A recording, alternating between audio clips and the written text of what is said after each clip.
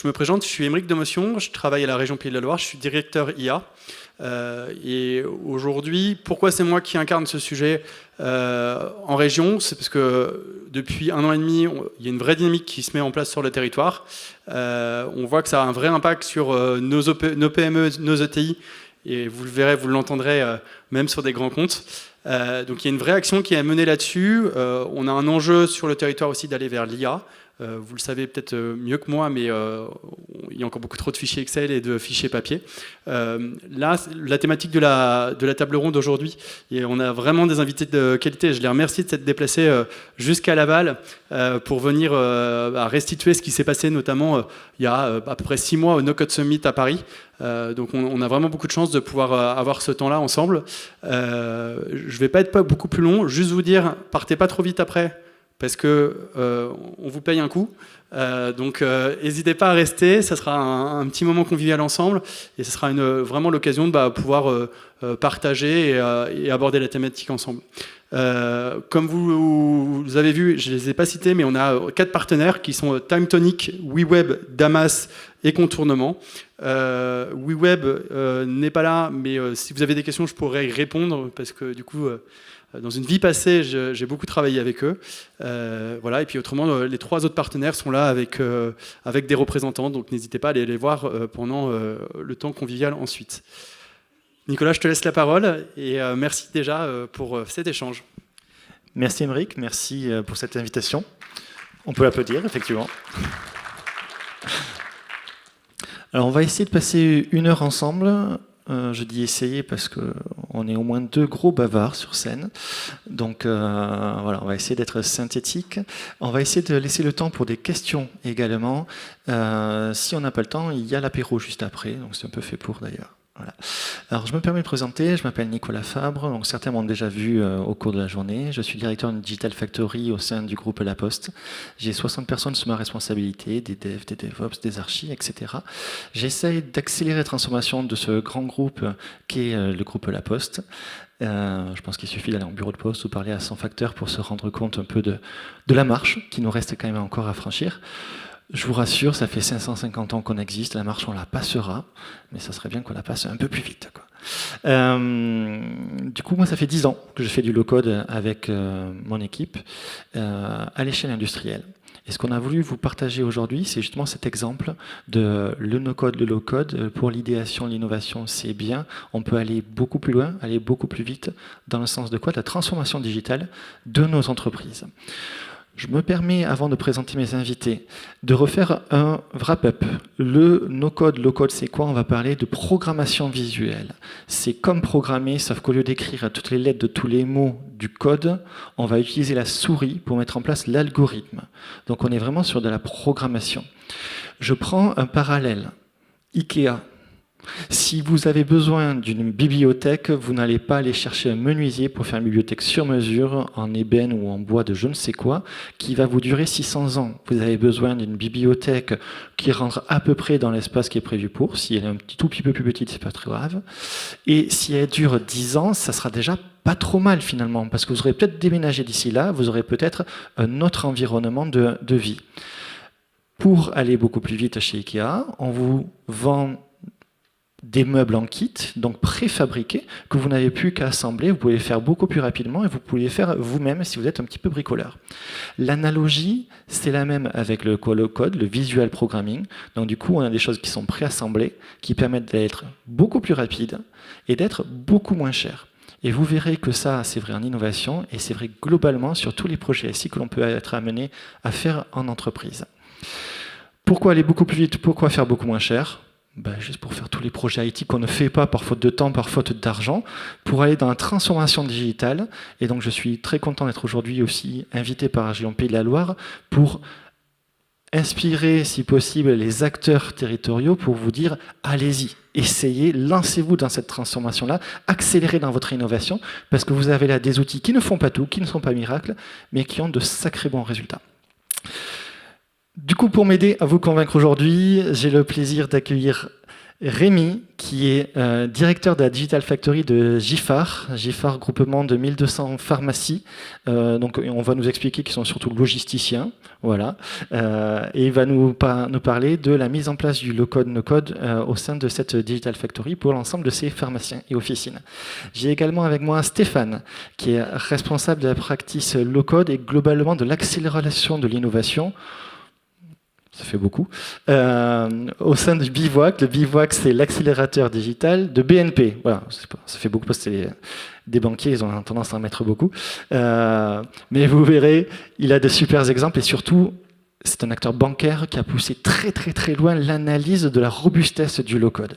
Et quand on entend dire rapidement le no-code, le low-code, c'est pour les débutants, c'est pas sérieux, jamais on aura ça dans une banque. Moi, c'est un responsable de BPI France qui m'a dit ça. Nicolas, ton truc il est sympa, mais jamais on l'utilisera dans une banque. Bon, pas de bol, on utilise déjà la Banque Postale, qui fait partie du même groupe que BPI France, et BNP a poussé très très très loin l'analyse, la robustesse, la sécurité, ils pourront nous en parler. Et j'ai également avec moi Emilien, qui fait partie de BEGC, qui est directeur technique de BEGC, donc un bureau d'études en ingénierie mécanique. Et qui, du coup, là, c'est une autre taille d'entreprise, puisqu'on est à 70 personnes. Je lui avais dit que j'arrondirais à 100, mais finalement, j'ai retenu le chiffre 70. Et on est sur un acteur industriel.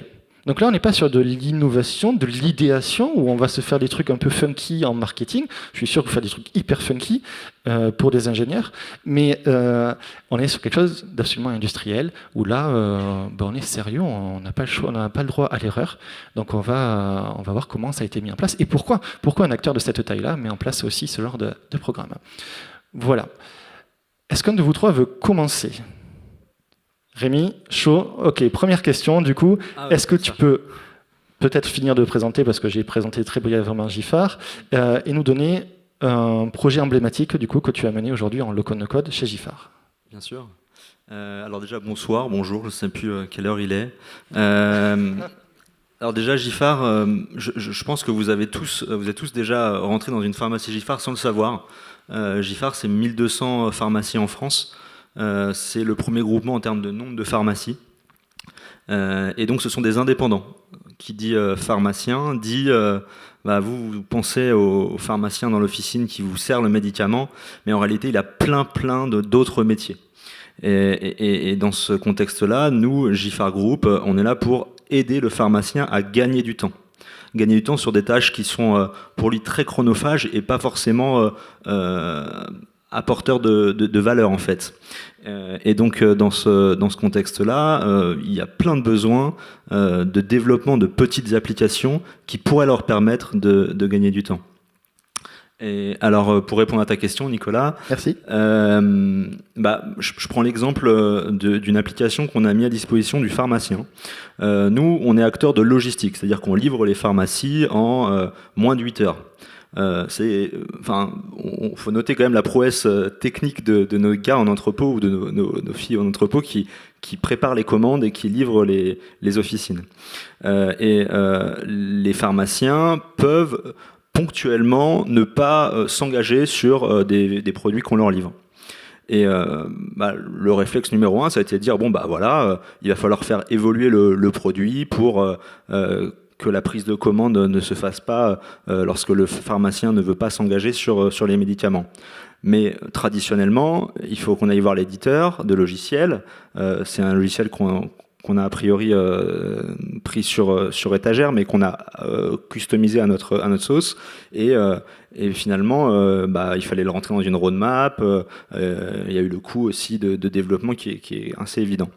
Et on s'est dit, pourquoi pas leur proposer un petit outil qui leur permette de se connecter simplement et de dire voilà la liste des promotions, des engagements à prendre dans l'année et simplement cocher les périodes de l'année où vous ne voulez pas recevoir de médicaments.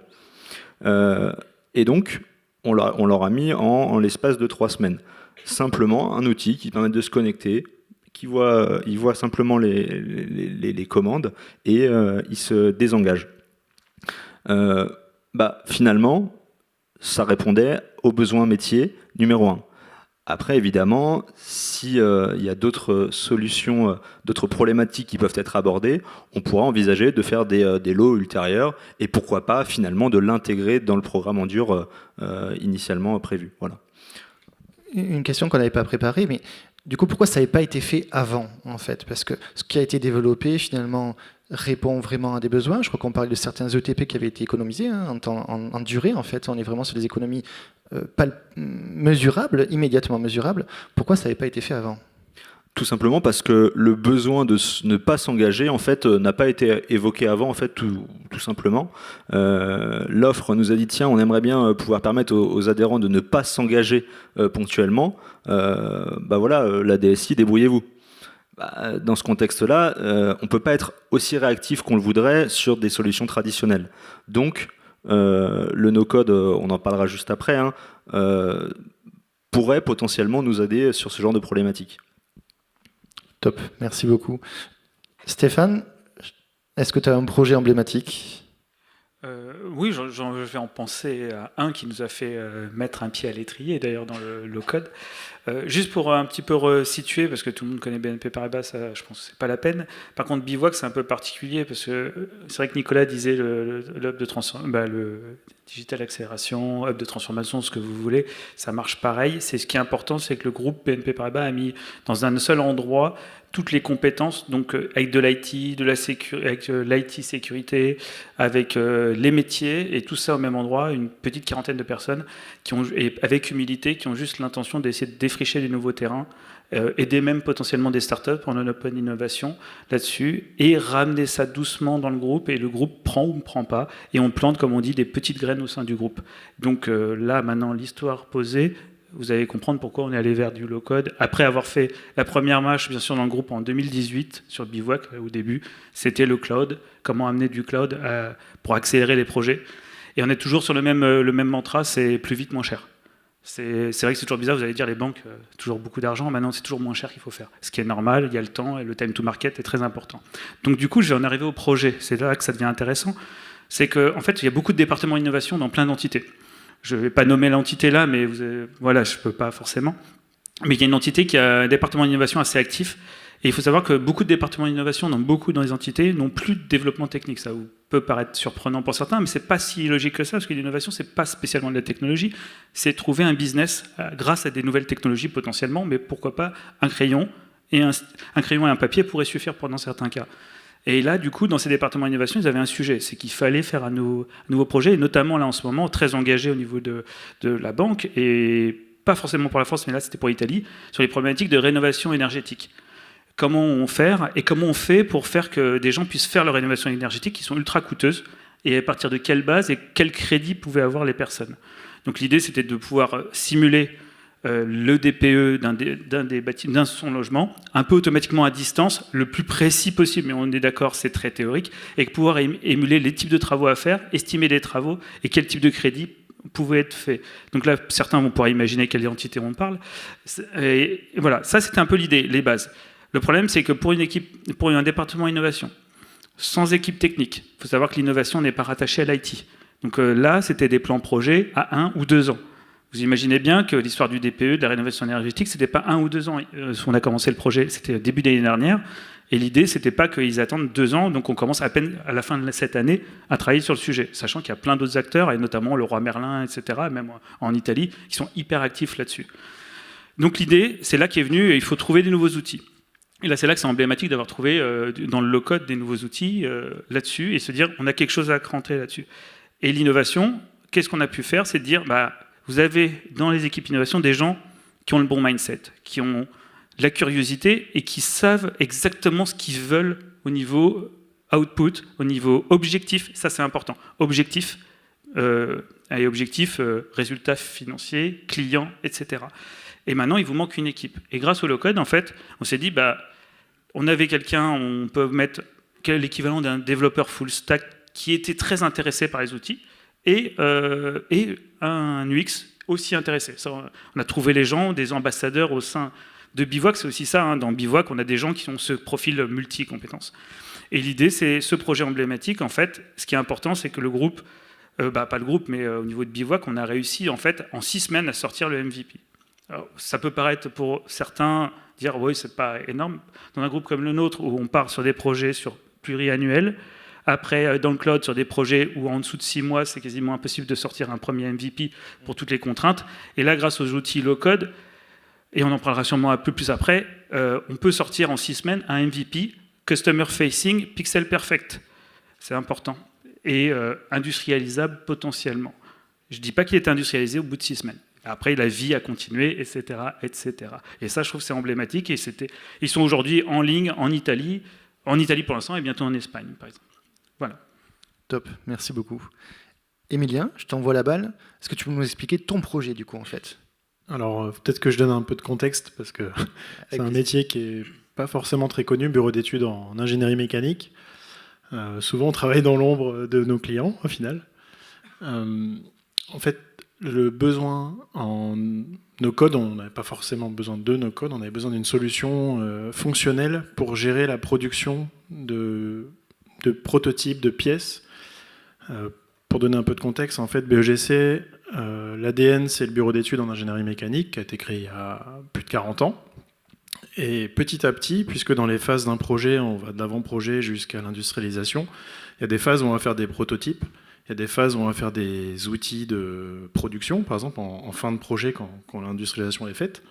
Et du coup, nos clients apprécient fortement qu'on puisse, en plus de développer les produits, développer aussi tout ce qui va autour des produits. Donc les chaînes de production, ça peut être une petite machine spéciale pour ranger des boîtes, enfin on peut imaginer à peu près tout, toutes les solutions.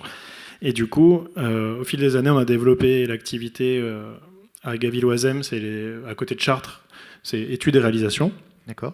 Qui justement va avoir besoin, dans le temps, depuis on va dire 4-5 ans, d'organiser mieux la production. Avant, c'était des sujets simples, il y avait 2 personnes. Bon, voilà, on fait un prototype, il y a tant de pièces, on commande, on contrôle, on monte, c'est bon, c'est fait. Maintenant, c'est plein de sujets, avec plein de clients différents. Du coup, chaque client a sa méthode de travail, ses plans, ses exigences qualité. Et du coup, prendre une solution sur étagère de système de gestion de production, c'était vraiment pas facile, quoi. Et en plus de ça, puisqu'on est aussi bureau d'études, c'est-à-dire que l'antenne de Chartres fait aussi de l'étude, on doit aussi gérer la partie documentaire de l'étude. Donc on a d'un côté le côté étude, où au fil de l'avancement du projet, de la création, on va bloquer, verrouiller des choses pour aller converger vers l'objectif.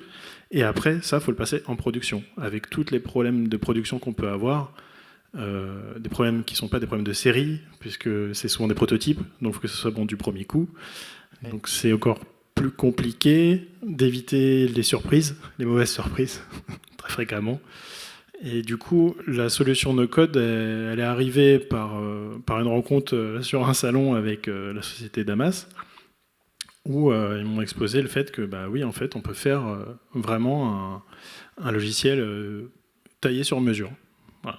Donc, on ne va pas faire un logiciel de CAO avec du no-code, c'est pas le but.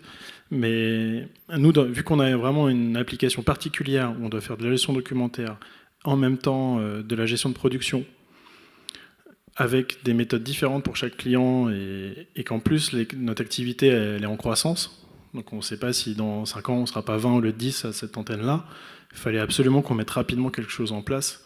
Il y a le côté rapide aussi. Bon, là, c'est plus lent, mais à cause de nous, parce qu'on n'a pas beaucoup de temps. Mais quelque chose de simple, modifiable, compréhensible aussi dans le fonctionnement. Pas un diagramme UML. Moi, je sais le lire, mais pas mes collègues. Et avec des gens aussi qui sont capables de nous épauler au fil du développement. Voilà. Donc à l'instant T, on va dire que ça nous permet de gérer, on peut imaginer voilà, une table, voilà, mettons, c'est l'exemple typique.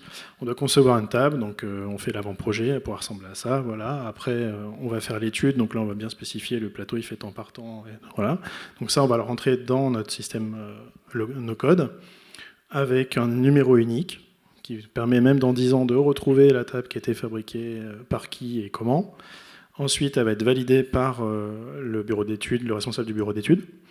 Il y a le côté process qui est intéressant, c'est que vu qu'elle est validée, elle part en fabrication. Si elle n'est pas validée, elle part pas en fabrication, ça évite les erreurs. Et dans la fabrication, on a toutes les étapes typiques ordre de fabrication, fabrication OK, qualité, emballage OK, départ, arrivée chez le client, quoi. Donc c'est vraiment le cycle de vie. Ça nous permet de gérer le cycle de vie d'une pièce, on va dire de l'avant-projet jusqu'à la livraison client. Je ne sais pas si c'est clair. Merci beaucoup. Alors moi, j'étais déjà un peu au courant, donc c'est très clair. Merci. Alors, ce que je voulais mettre en avant, du coup, dans le no-code, low-code, c'était les avantages. Donc, les avantages, si je reprends ce que vous avez cité tous les trois, vous avez tous les trois parlé de rapidité. Certains, vous avez évoqué les budgets, qui étaient du coup plus réduits, c'est un moindre coût. Ce que j'aime beaucoup dans ton exemple, Emilien, quand on creuse un peu, c'est le choix que tu as fait. C'est-à-dire que tu avais le choix entre un outil, un logiciel qui aurait été sur étagère, donc make or buy, je buy l'outil, mais qui ne répondait pas exactement à tes besoins. Ouais. Alors, déjà ça, c'est sûr. En plus de ça, notre besoin n'était pas totalement clair, évidemment, comme tout client qui se respecte. Du coup, ça nous a permis aussi d'affiner la solution au fil des sessions de travail, en fait. Itérations. Voilà. La question, du coup, c'était... La question, donc, du coup, c'était... je voulais souligner quelque chose, je sais où je veux en venir. Du coup, tu avais le choix avec un outil sur étagère. Tu aurais aussi pu faire développer, finalement. Alors, en termes de coût, c'est pas jouable. Enfin, nous, on est une PME, on n'est pas BNP Paribas. Donc, on doit faire attention. Tout le monde fait attention, bien sûr, mais on va dire qu'on n'a pas les mêmes capacités d'investissement et on n'a pas le même poids non plus pour aller faire toc-toc à la porte d'un éditeur et demander une version spécialisée, quoi. Donc, on utilisait des solutions sur étagère. Nous, on avait l'habitude d'utiliser puisque, vu qu'on travaillait beaucoup en régie avec nos clients, ils ont déjà leur système de données, dont des systèmes très connus, en 3 lettres. Usine à gaz, incompréhensible et surtout très difficile à faire modifier. Et on savait très bien qu'on ne voulait pas aller vers ça. Honnêtement, avant d'avoir cette solution-là sous les yeux, l'idée que j'en avais, c'est de développer quelque chose, soit avec un stagiaire, un ingénieur en informatique, en Python, un truc qu'on maîtrise, quoi. Mais je pense qu'on n'aurait toujours pas commencé là.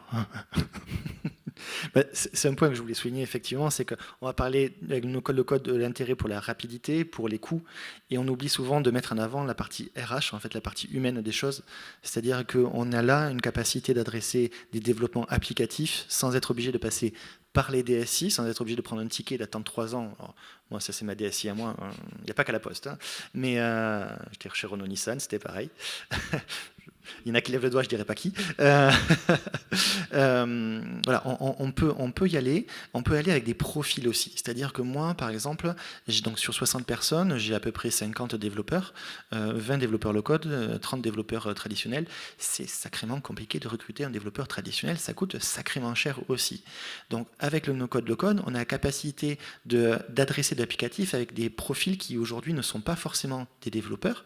Donc, avec des solutions comme Damas, qui sont des solutions no-code, c'est carrément le métier qui peut être amené. Et puis vous pouvez parler avec, je sais pas, par là-bas, il y a l'équipe Damas qui a plein d'exemples pour vous montrer comment le métier peut être amené à développer des applicatifs. Chez BNP Paribas, je crois que tu as des UX.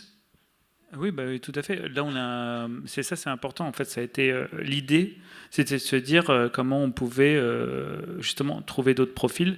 Et il y a vraiment un sujet très important dans cette structure, c'est ce qu'ils appellent, on appelle ça le reskilling. On a quand même plein de gens qui cherchent. Il y a les métiers changent vite. Tout le monde entend parler de l'IA avec la peur de changement de métier. Et avec le low-code, no-code, on s'est rendu compte qu'il y avait peut-être des gens qui pouvaient en fait retrouver un sens. Et on a vraiment un exemple concret chez nous. Hein. Alors là, c'était pas un UX, c'était une chef de projet qui s'est retrouvée product owner sur l'outil low-code, no-code, et elle s'est mise à travailler dessus alors qu'elle n'avait pas la volonté. Mais donc il y a ça, et c'est vrai que nous on a un UX, et en fait on s'est rendu compte, alors nous on a choisi WeWeb pour les fronts Pixel Perfect, et on s'est rendu compte que ça ressemblait beaucoup à l'outil préféré des UX qui s'appelait Figma. Excuse-moi, c'est quoi du coup du Pixel Perfect? Pixel Perfect, oui, c'est vrai que c'est une bonne question. C'est en gros, c'est vraiment les UX m'ont appris ça la première fois. J'ai fait waouh. En gros, ils veulent absolument que leur interface soit Waouh Effect le plus propre possible, le plus parfait, comme ils l'ont imaginé dans leur tête et comme ils l'ont dessiné sur un bout de papier ou sur Figma. Et l'avantage, c'est que WeWeb permet de mettre du Figma au WeWeb Et ça permet aux UX de se rendre compte que du Figma au web, il y a un gap et qu'on ne peut pas tout faire en web malgré ce qu'ils ont dessiné dans Figma.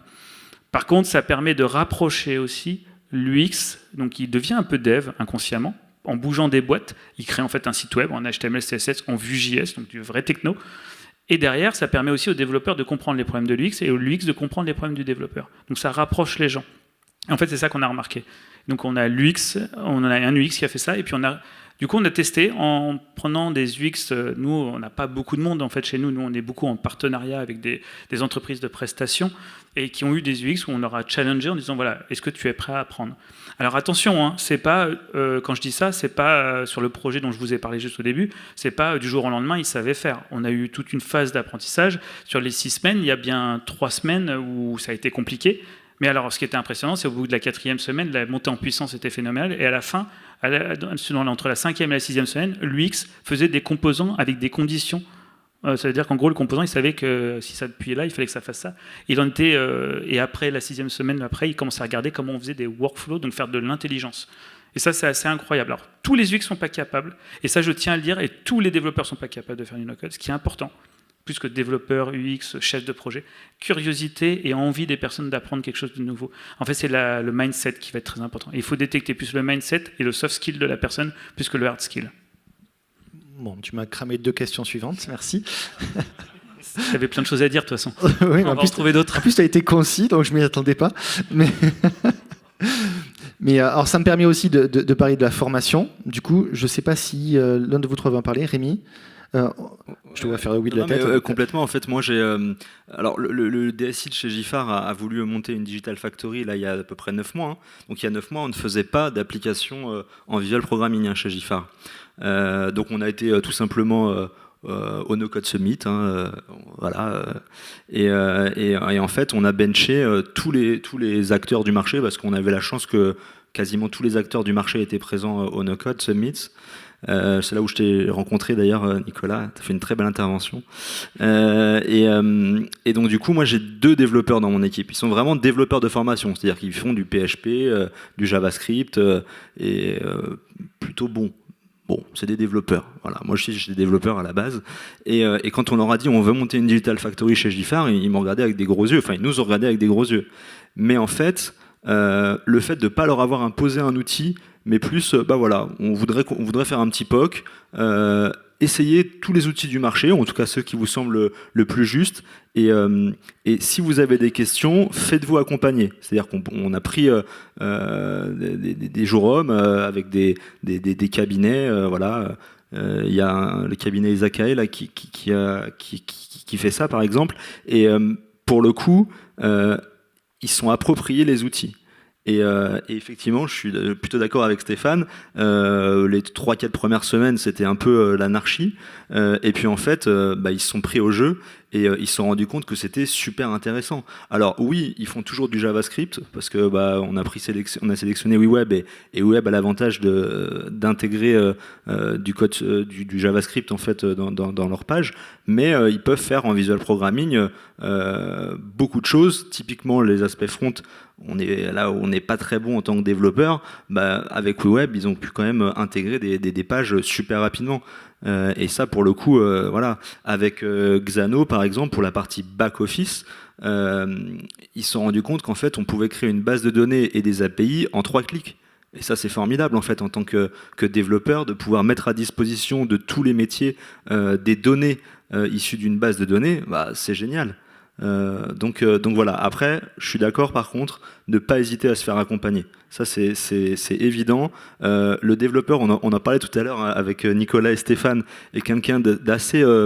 Il aime les challenges, mais il a tendance à vouloir passer un peu trop de temps sur une problématique. Alors finalement, en posant la question à quelqu'un qui connaît déjà l'outil, on gagne du temps. Voilà. Top, merci beaucoup. Je voudrais aussi faire un focus sur la partie no-code, puisqu'on parle de low-code. Nous, on va surtout parler de low-code, même si avec Damas on n'est pas d'accord sur le terme, mais c'est entre nous. Mais il y a la partie no-code aussi qui importe beaucoup. La partie visual programming, c'est le low-code, donc on va dire plutôt pour les développeurs professionnels. Le no-code qui va être plutôt pour ce qu'on appelle les citizen devs, donc les métiers. La partie formation est extrêmement importante. On a dans les sponsors aujourd'hui, et c'est pas pour les placer, mais c'est juste parce qu'ils sont très bons, Contournement, qui est une agence du coup de formation, qui accompagne les métiers aussi à comprendre ces nouveaux outils. Alors on parle pas forcément des mêmes outils, on parle des outils de visual programming, mais qui sont quand même plus simples d'accès. Et la partie formation est extrêmement importante. Et elle dure vraiment pas longtemps. Et elle coûte franchement pas, alors je connais pas leur prix, mais s'ils sont au prix du marché, c'est pas franchement très cher en plus. Donc c'est un investissement qui vaut vraiment le coup, parce qu'on a l'impression que ce sont des outils qui peuvent être pris en main facilement par n'importe qui. Et franchement, allez sur les sites internet de Time Tonic par exemple, et vous verrez qu'effectivement vous arriverez à faire quelque chose tout seul très très rapidement.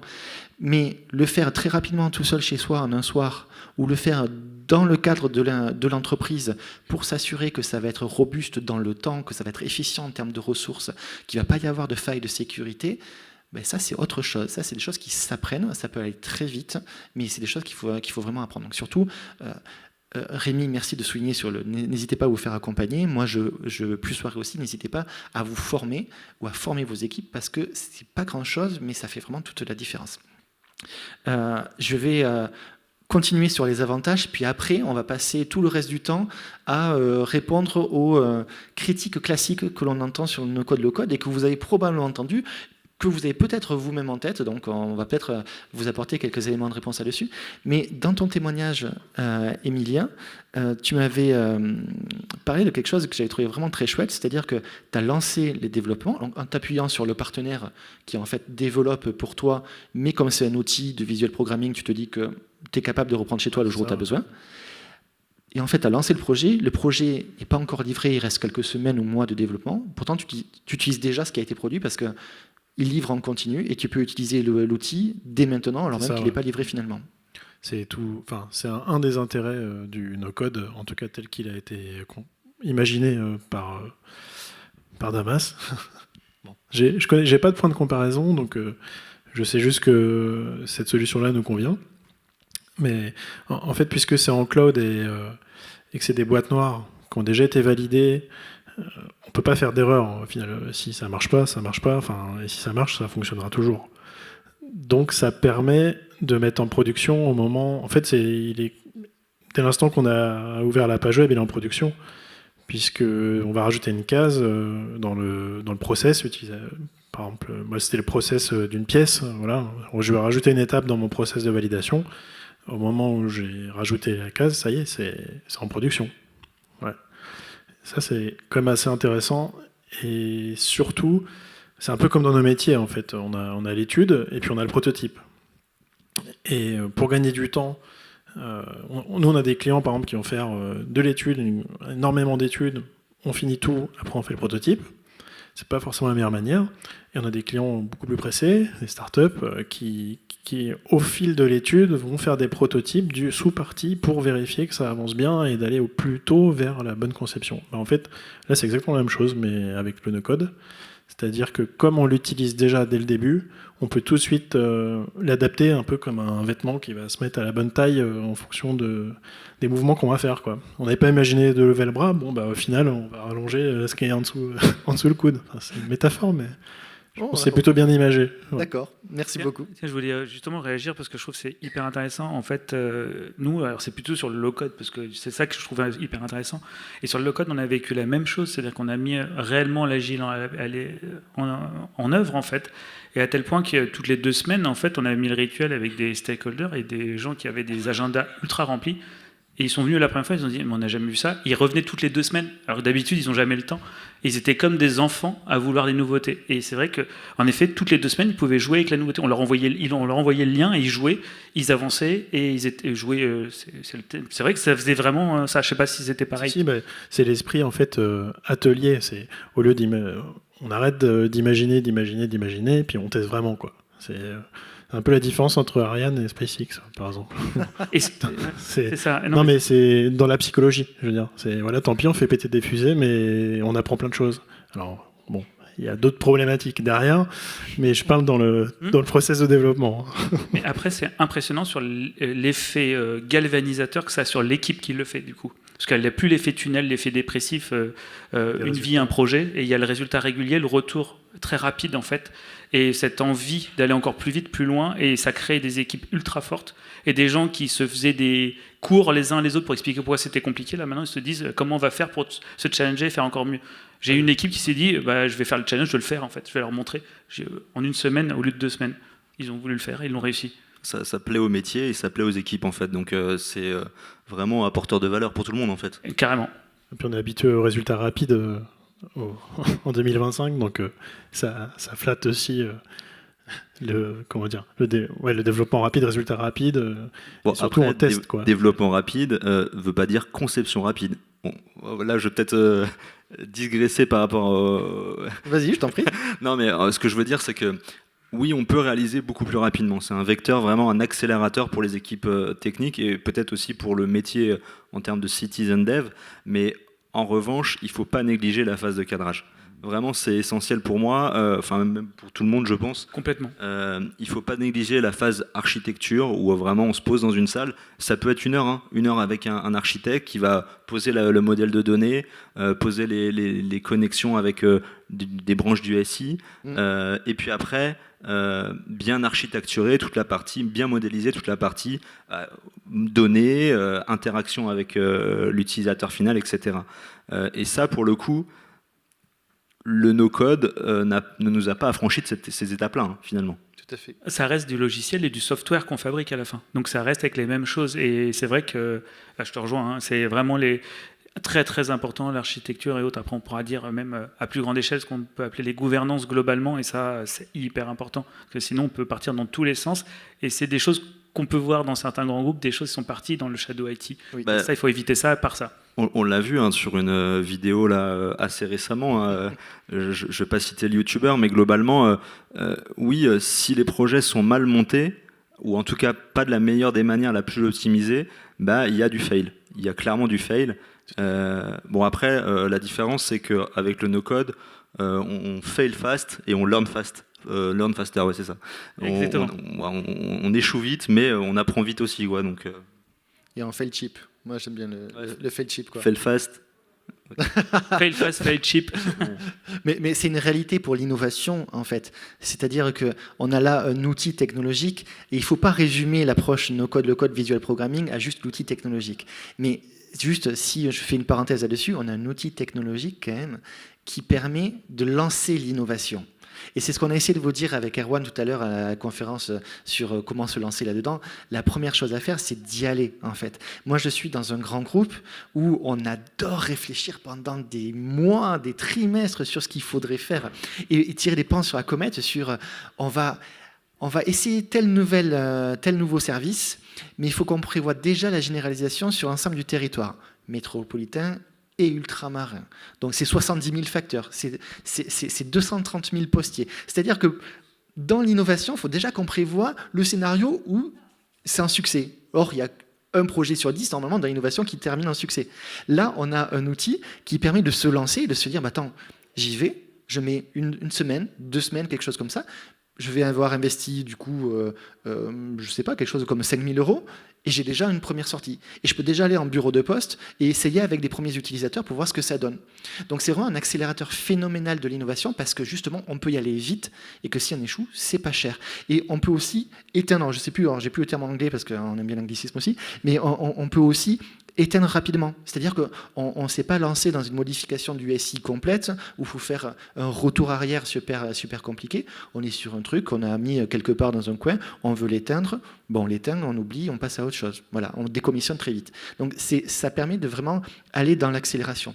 Moi, j'ai une petite anecdote là-dessus sur l'innovation. Donc moi je suis dans une DSI, donc on ne vient pas trop me voir pour l'innovation, on va plutôt voir des partenaires externes, mais là quand même, j'avais une responsable marketing qui avait hérité d'un nouveau sujet. Le sujet s'appelait UPix. Donc UPix, il y a peu de chances que beaucoup d'entre vous connaissent, mais c'était l'application de la Poste pour pouvoir faire des cartes postales personnalisées avec vos photos. Bon, Il y a beaucoup de concurrents qui faisaient des choses beaucoup mieux que nous. Pour autant, quand la responsable récupère ce périmètre-là, elle dit, moi j'aimerais quand même relancer la machine, j'aimerais faire les choses différemment, j'aimerais relancer la machine. Puisque vous faites des choses si rapidement avec ton équipe Nicolas, est-ce que tu peux me dire combien ça me coûterait si je devais refaire l'application? Je lui fais un devis, elle me dit, j'aimerais rajouter ça. Je lui refais un devis, elle me dit, ah non, finalement, j'ai pas le budget, il faut que je coupe en deux. Je lui refais un devis, elle me dit, non, mais j'aimerais rajouter ça quand même. Je lui refais un devis. Vous comprenez, ça a duré 6 mois. 6 mois. 6 mois d'aller-retour, je n'en pouvais plus. Et au bout d'un moment, elle me dit, bon, finalement, je veux rajouter ça, enlever ça, je ne sais plus où on en était. Et je dis, ok, mais je ne vais plus te faire de devis. Je ne lui dis pas, je ne vais plus lui faire de devis. Je vais lui faire. Et puis je lui vendrai. Si elle le veut, elle paye. Et c'est ce qu'on a fait. Donc pendant une semaine, j'ai rien dit. Je dis, Nicolas, je pars en vacances quand même dans 2 semaines, j'ai besoin d'une réponse. Et je fais le mort. 2 jours avant son départ en vacances, il me dit, Nicolas, je pars en vacances, j'ai besoin d'un devis, parce qu'il faut que je valide mon budget, patati patata. On valide des budgets en avril pour l'année suivante, hein, donc truc. Voilà, ça c'est pour moi. Parle. Et je dis, ok, je te pose un rendez-vous, je te présente ce que j'ai. Donc, 2 heures avant de son départ en vacances, elle a rendez-vous avec moi. Elle me dit, bon, Nicolas, franchement, t'as abusé, il est où le devis? Je dis, ben, le devis, je l'ai pas. Par contre, j'ai ça. Et je lui montre. Et je lui montre, du coup, qu'on a refait l'application en web app, donc en version mobile, on n'a pas fait une application native, en web app, de modification d'image, de mise en page, d'adressage, de paiement, etc. C'est une collaboratrice qui a mis 9 jours à le faire. 6 mois auparavant, elle était ingénieure en agroalimentaire. Elle n'avait jamais écrit une ligne de code de sa vie. Elle a mis 9 jours à le faire. Je le présente à Malika, ma collègue, du coup, ma cliente interne. Elle me dit, Nicolas, ton Figma, il est génial. Je lui dis, t'as pas compris, Malika. C'est pas un Figma. C'est pour de vrai. Ton application, elle est là. Elle prend le truc avec un énorme sourire. Elle me dit, tu as fait un super cadeau de Noël. Je dis, Malika, on est en juillet. Quand même. Et elle part en vacances. Elle revient de vacances.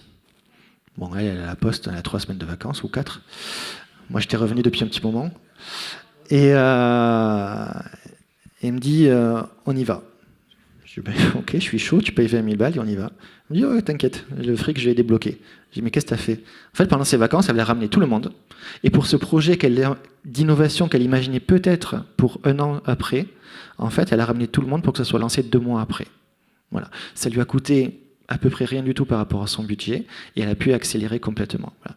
Donc c'est un outil, quand il est bien utilisé, quand il est bien géré, quand c'est dans un contexte qui va bien, on parle de la partie MOA, cadrage, archi, sécu, etc., peut vraiment vous accélérer très fortement.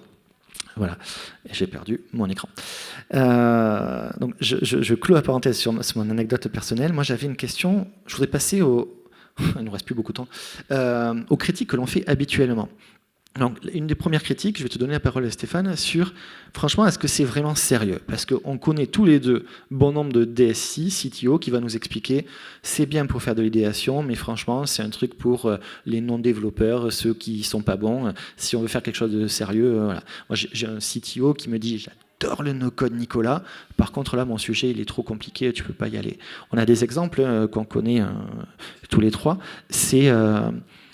Société Générale, qui utilise no-code le code pour son trading. Donc, on ne peut pas faire plus sérieux pour eux. On a le ministère de l'Armée qui utilise le no-code le code. TimeTonic est référencé chez Orano, ex-Areva, est utilisé à l'APHP. On a l'Agence spatiale européenne qui est en train de développer du code pour l'envoyer dans la future station spatiale internationale. Donc, moi, je vous donne ma première réponse. Oui, ça peut être extrêmement sérieux, tout autant que n'importe quel code. Ça peut être tout pourri comme n'importe quel code aussi, ça dépend comment on le fait. Mais ce n'est pas la techno en elle-même qui limite. Maintenant, en termes de sécu, par exemple, puisque toi tu as vachement poussé la sécu, est-ce que vraiment c'est au niveau du standard bancaire? Alors, je ne vais pas forcément parler pour le standard bancaire jusqu'au bout, mais parce qu'il y a plein de détails, on ne peut pas tout screener, etc. Après, c'est vrai qu'on l'entend, hein. Moi je l'ai entendu sur des DSI, notamment parce que pendant des dizaines d'années, et puis des grands groupes, qui ont pignon sur rue, avec 3 lettres aussi, mais pas les mêmes, qui ont vendu du no-code qui n'a jamais marché, et ils vendaient 3 boîtes, ou des fois avec un grand M aussi, où ils disaient qu'ils allaient révolutionner tout à chaque conférence. Et c'est vrai que les DSI sont refroidis de base, parce que c'était une chimère, ça reste une chimère. Après, je vais le dire, c'est là que devient très important 2 choses. Déjà, pourquoi on veut mettre du low-code, et avant de dire les outils qu'on choisit, pour quelle utilisation, et tous les outils ne vont pas répondre à tous les besoins.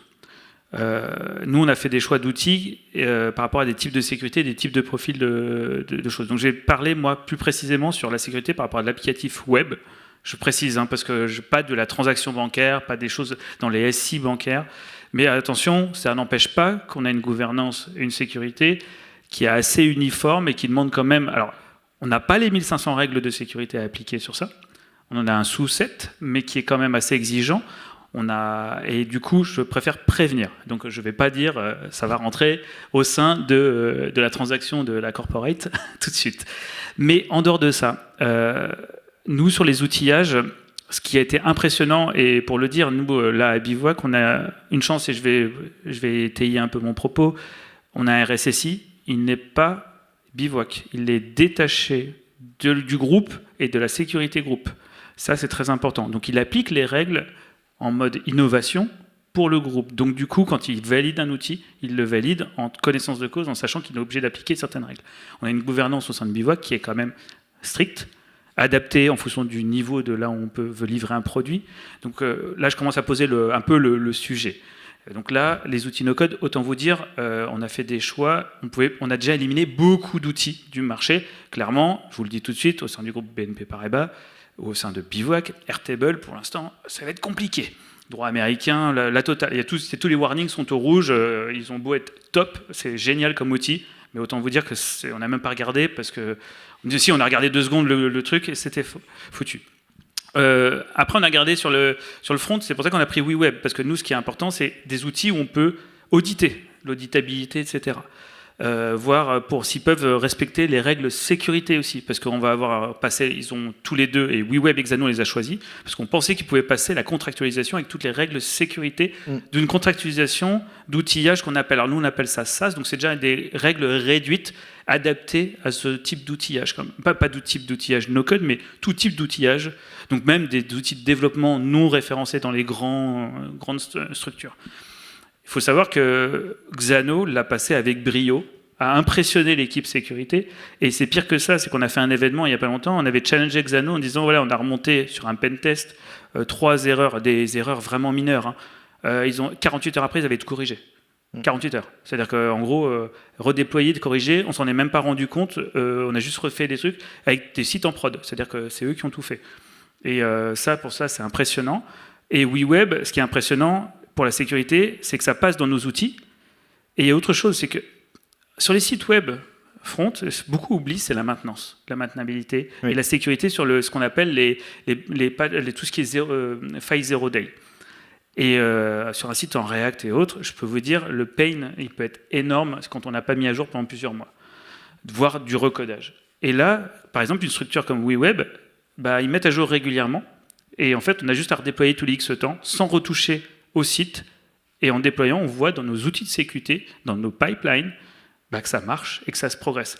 Là, on est sur un sujet avec eux où on s'est mis d'accord, on a dit, alors il y a un système de classification, pour ceux qui ne connaissent pas en sécurité, sur les failles, avec les CVSS, avec des niveaux de 0 à 10, autant vous dire 9-10 c'est l'alerte générale, on leur demande 7 jours pour corriger. Ils se sont engagés à pouvoir le faire. Et en dessous, un peu moins. Et ils respectent à chaque fois. Donc voilà, juste ça. C'est impressionnant que ce soit WeWeb ou Xano. Et du coup, là-dessus, pour le petit truc, et je m'arrêterai là, on a fait une petite conférence où les équipes sécurité ont fait tout un... Tu l'as vu, malheureusement, on ne pourra pas forcément la diffuser, c'était pour l'interne, où justement les équipes sécurité ont fait montré tout ce que ces outils ont permis de réassurer et ont quand même un côté security by design. Et c'est ça qu'on a découvert et auquel on ne s'y attendait pas. Alors c'est un travail qui a duré plus d'1 an avec eux, pour vraiment aller jusque-là. Ce n'était pas le cas quand on a commencé tout au début. Et c'est ça aussi, c'est que ces structures-là ont une capacité à vouloir monter et être embarquées. Donc imaginons, vous voulez utiliser WeWeb, Xano, vous êtes une PME, même ou autre, vous allez grandir, Ne vous inquiétez pas, ils sont même capables, eux, de vous accompagner. Xano, par exemple, ils ont travaillé avec Europe Assistance, ils ont plus de 300 questions auxquelles ils ont répondu en sécurité. Ouais. Et Europe Assistance sur la donnée médicale. Top. C'est génial parce qu'en fait, tu les fais travailler et puis on va tous en bénéficier. Exactement. C'est un peu le concept, on a eu la même chose. Le côté SAP, le PDM n'existait pas, donc c'est une solution qui est maintenant sur étagère. Exactement. Merci beaucoup Stéphane. Effectivement, au niveau de la sécurité, si vous avez tout compris, c'est quand même très sécurisé. Si vous n'avez pas tout compris, faites confiance à Stéphane et à la BNP. Ils ont bien challengé. Plutôt confiance à mon RSSI, à mes 2 RSSI, dont il y en a eu quand même un dans le petit histoire. Le premier, il vient me voir et il me fait « Non mais pour WeWeb, et ça marche très bien, ils s'entendent super bien. D'ailleurs, la sécurité fait un projet en low-code, no-code au sein du groupe. Donc, pour dire que ça a marché. Mais au bout de la première rencontre, il me fait « Non, mais c'est qui ces guignols, je ne veux plus leur parler. » Ça, c'est ça le RSSI. Voilà, c'est à peu près le niveau du RSSI. Donc, l'exigence, elle était là au début. Belle exigence, ouais. On a parlé de 2 outils, il y en a d'autres qui sont aussi... on a quand même 2 sponsors, TimeTonic qui est bien référencé, qui a montré patte blanche, et Damas qui est à la Banque Populaire également, et qui a montré aussi patte blanche. Il y a un énorme panorama en fonction de votre besoin, en fonction de votre situation. Il y a des outils qui sont adaptés plus ou moins à vous, évidemment. Plus vous avez d'exigences, et moins il y a d'outils qui sont prêts à répondre à votre besoin. Pour l'instant, aujourd'hui, pour très bien connaître le panorama, je connais un outil à peu près pour faire tout et n'importe quoi. Alors, il n'y a pas un outil magique, ça dépend de votre besoin, de votre budget aussi. Je vais garder une question pour chacun, donc Émilien et Rémi. Non, Rémi, je terminerai avec toi. Émilien, toi, je vais parler du vendor locking. Alors, vendor locking, parce qu'on aime bien quand c'est anglo-saxon. Ce qu'on va reprocher régulièrement au no-code, low-code, c'est qu'on va devenir dépendant d'un éditeur de logiciel. Alors, il y a certains outils de visual programming qui permettent de générer du code. On a parlé de WeWeb. WeWeb permet de générer du code, donc on se dit on n'est pas dépendant. Si on est dépendant, quand même, pour reprendre ce qui a été créé, quand même, oui, mais on a le code, donc du coup, ça nous rassure. Il y a d'autres outils où on n'est pas du tout maître du code, maître de ce qui est généré. Donc du coup, en fait, on se lie à l'éditeur de logiciel. Donc toi, c'est le choix que tu as fait pour BEGC. Ouais. Comment tu gères cette partie-là et comment tu évalues le risque que tu as pris? Alors, c'est le même risque, je sais pas, une mise à jour Microsoft dont on peut rien faire. Là, on peut faire quelque chose. Je pense que le fait de travailler avec une société qui a à peu près la même dimension, donc, tous les deux des PME, tous les deux besoin les uns des autres, et ce qui fait qu'il y a quand même une sécurité dans le temps. Il y a des gens en face aussi. C'est pas si je demande une modification à un gros éditeur web qui me répondra jamais. Enfin, ça marche pas. Là, je pense que la sécurité, elle est déjà dans les relations avec son fournisseur. Si possible, prendre un fournisseur français ou au moins européen pour garantir et pas avoir des problèmes en fonction de la géopolitique qui peut bouger un petit peu. C'est un peu des fruits de saison. Et après, de toute façon, enfin, si on le fait en interne et que la personne qui a développé s'en va, c'est pire. Voilà. En fait, il n'y a pas de... Le risque zéro n'existe pas, sinon on ne fait rien. Voilà. Moi, je n'ai pas de souci avec ça. On a la même chose, nous, avec nos logiciels de CAO. Le centre d'usinage, il a un logiciel aussi. Enfin, tout est comme ça. Si demain, ils arrêtent les mises à jour, qu'est-ce qu'on fait? Bon, bah, on trouvera une autre solution. Et puis après, toutes les données sont toujours récupérables de toute façon. Donc, si vraiment ça arrivait, et normalement ça n'arrivera pas, on a toujours des solutions. On souhaite que ça n'arrive pas. Non. Merci beaucoup. Effectivement, de toute façon, on achète du logiciel, on a des éditeurs de logiciels en permanence, et même quand on a une très très grosse DSI, où on a l'habitude de tout refaire soi-même, à un moment donné, il faut juste se poser la question, c'est quel risque je veux prendre par rapport aux contraintes qui me sont posées. Je ferai une précision. Nous, par exemple, on n'a pas d'autorisation chez nous, notre DSI, d'installer des logiciels libres, puisqu'ils ne sont pas suivis, justement. Oui. Voilà. Le fait qu'il y ait un business derrière le logiciel, c'est que ça sera suivi. Si c'est libre, ça ne sera pas du tout suivi. On peut parler de l'open source, effectivement, qui n'est pas forcément la panacée c'est ça. Tout le temps. Et qui peut revenir plus cher, c'est ce qu'on disait avec Stéphane, qui peut revenir plus cher, in fine. C'est ça. Rémi, je vais parler d'un sujet qui te tient à cœur, je crois, qui est l'IA.